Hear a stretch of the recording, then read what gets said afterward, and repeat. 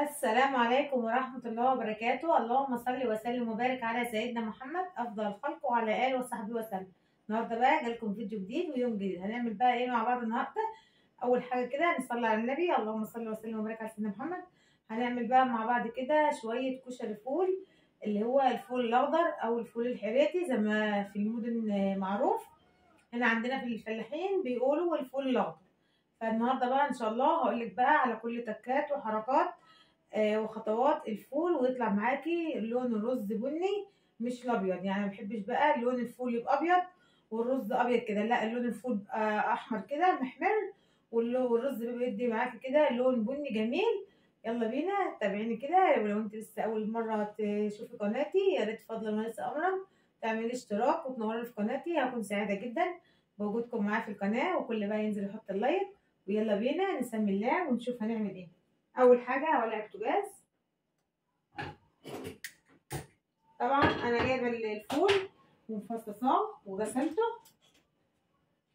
كده. احط حله على النار زي ما شايفين، واحط عليها معلقتين زيت كبار، ومعايا بصلتين متوسطين ما هماش كبار قوي ولا صغيرين قوي. هخرطهم كده ناعم، اهم حاجه تخرطيه ناعم.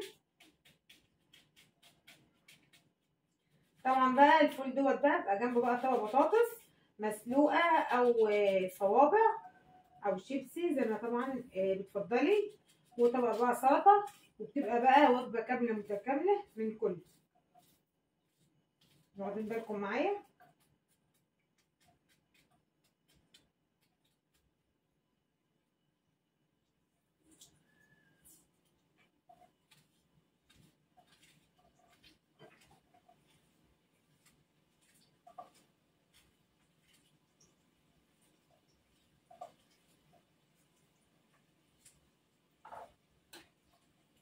اقول لك بقى ازاي يطلع لونه بني معاكي الرز.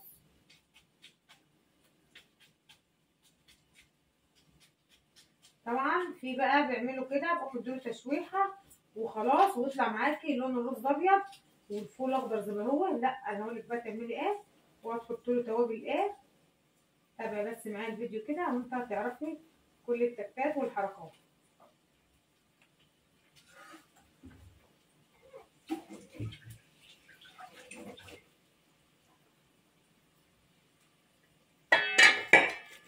ده كده الفول عندوت جايباه ومفصصاه وغسلاه وناشف ومية مية اهو. لو بقى في قمع ولا حاجه شيليه، يعني يبقى في الحبايه كده قمع في قدام كده بتشيليه.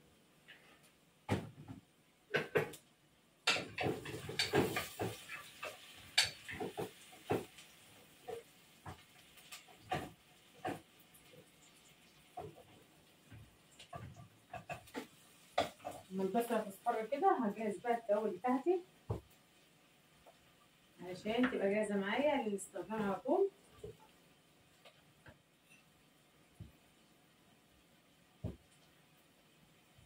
طبعا ما نحطش مكونات كتير ولا حاجه، هوريكم برضو هنعمل ايه دلوقتي مع بعض.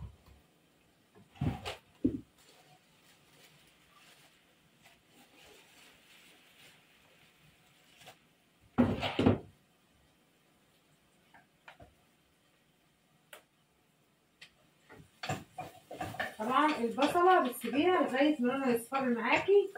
انا عايزاها اللون اللي هو الاصفر ايه، اللي هو الغامق ولا هو الفاتح، اللي هو الذهبي الذهبي كده، علشان ساعه ما ننزل برضو الفول يتشوح معاه يبقى كله كده لون واحد موحد، وتديك اللون البني بقى الحلو كده في النهايه اهوت زي ما شايفين.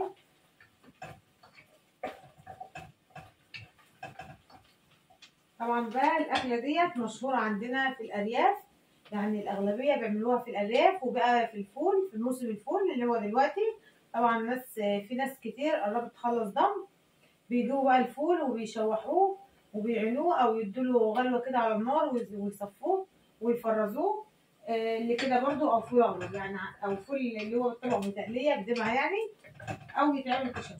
فعندنا بقى هنا في الارياف لازم اي حد عنده فول او ما عندوش بيشتريه كده زي البسله والفاصوليا واللوبيا الخضراء وبيخزنه.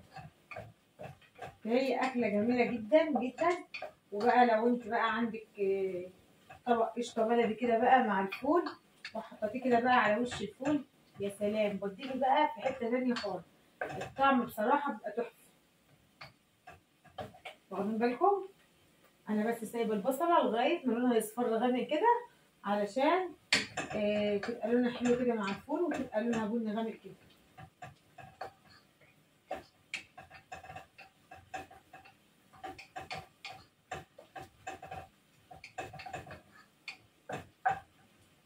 بكون بقى محضره عند الرز طبعا الكميه اللي انت بتستهلكيها يعني استخدامك.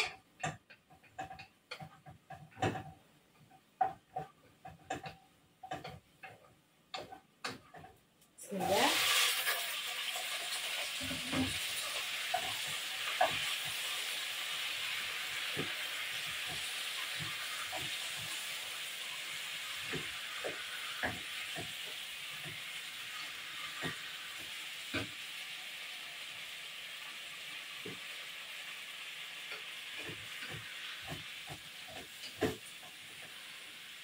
بصراحه بقى الريحه تحفه، ما اقولكمش بقى.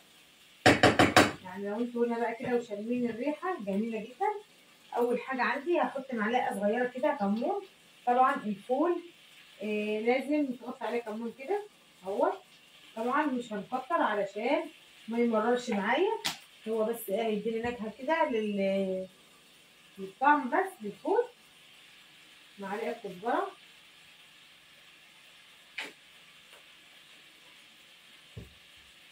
رشه فلفل اسمر مش كتير،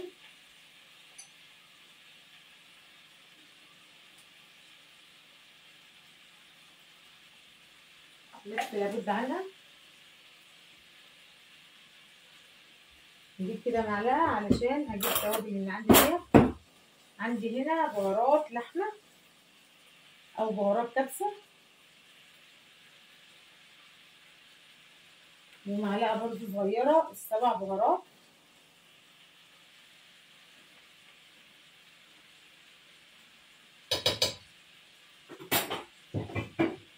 واغطي عليهم كده قيمه 5 دقايق على ما اجيب الرز اللي انا هعمله. واخدين بالكم؟ لو وصلتم بقى معايا لغايه دلوقتي كده ما تنسوش بقى تحطوا لي لايك، ولو لسه جديد معايا في القناه ينزل بقى يعمل اشتراك ويفعل زر الجرس ويختار الكل عشان كل فيديو توصل لكم، ونبقى عيله كبيره كده مع بعض. ربنا يخليكم ليا ويديمكم نعمه في حياتي يا رب. ويلا بينا نجيب بقى الرز ونشوف هنكمل الفيديو ازاي مع بعض.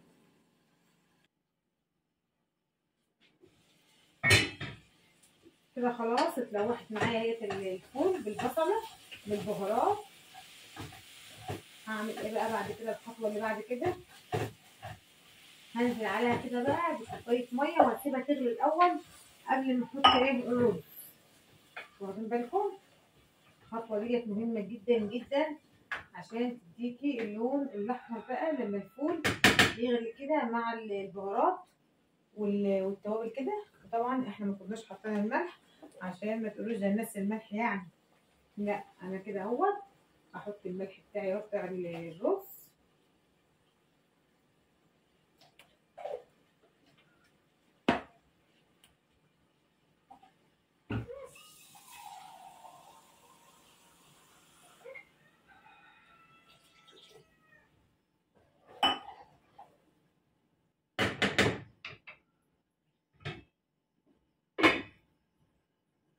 هسيبها بس تغلي كده وعند الرز اهوت. طبعا هصفيه الميه علشان انا حاطه ميه، وهحط بالطلب كده على قد ما هحتاج.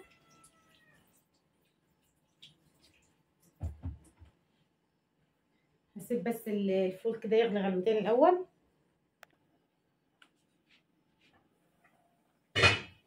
خلاص عندي كده كله غلى كده مع بعضه، الفلفل مع البهارات مع التوابل.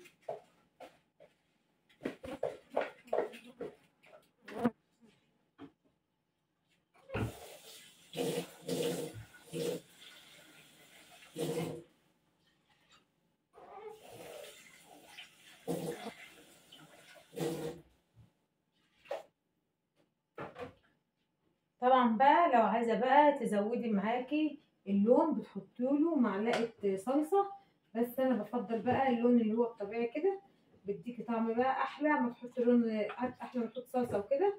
زي ما انتم شايفين اهوت، شايفين بقى كده. لسه عاوز كمان شويه ميه. طبعا بتحط بقى القعده مره واحده علشان ايه ما تزودوش كل شويه ويطلع معجن معاكي وكده مش حلو. فانت هتزودي الميه مره واحده كده زي ما انتم شايفين اهوت كده اهو. بقى القعده معايا هغطي عليه بقى، وساعه ما يغلي كده هوطي على النار للنص كده لغايه ما تشرب، واسيبه بقى لما يتردد واقدمه بقى بألف هنا وشفا. ويا رب النهارده تكون وصفتنا عجبتكم. لو انت بقى لسه ما بتعرفيش تعملي الفول الاخضر بالطريقه ديت، يا ريت بقى تجربيه وهتدعي لي. طبعا في ناس كتير بتعرف تعمله بالطريقه ديت، وفي بقى البنات لسه اللي هم داخلين مطبخ جديد فما عندهمش فكره قد كده من عمايل الفول الاخضر. فيا رب النهارده تكون الوصفه عجبتكم وخفيفه كده على قلبكم. مش بقى تحط لي لايك، واللي لسه ما اشتركش ينزل يشترك حالا وينورني كده في قناتي، هكون سعيده جدا بوجودكم معايا في القناه. واحب اشكر كل اخواتي وحبايبي داخل مصر وبره مصر على وجودكم معايا في القناه. ربنا يخليكم ليا ويديمكم نعمه في حياتي يا رب. ما تنسوش تحطوا لي لايك.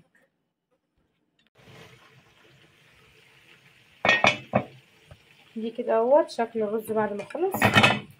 شايفين بقى مفلفل وجميل، ولون الرز احمر ازاي، مدي اللون البني كده كأنك عامله رز بالخلطه مع الفول. بقى شايفين لون الفول، بسم الله ما شاء الله، اللهم بارك يا رب، جميل جدا وطريقته جميله. يا ريت بقى تجربوها كده هتعجبكم جدا. شايفين يا سيدي يا سيدي بقى على الجمال والحلاوه. هو ده بقى الشغل المظبوط. وخلاص بقى جهزت السلطه ومولعه البطاطس بقى بتتحمر. ودي كده بقى البطاطس على النار. ويبقى بعد كده بقى خلصت كل حاجه، ويبقى كده النهارده بقى الفيديو خلص معاكم. استنوني الفيديوهات جايه احلى واحلى. مع السلامه.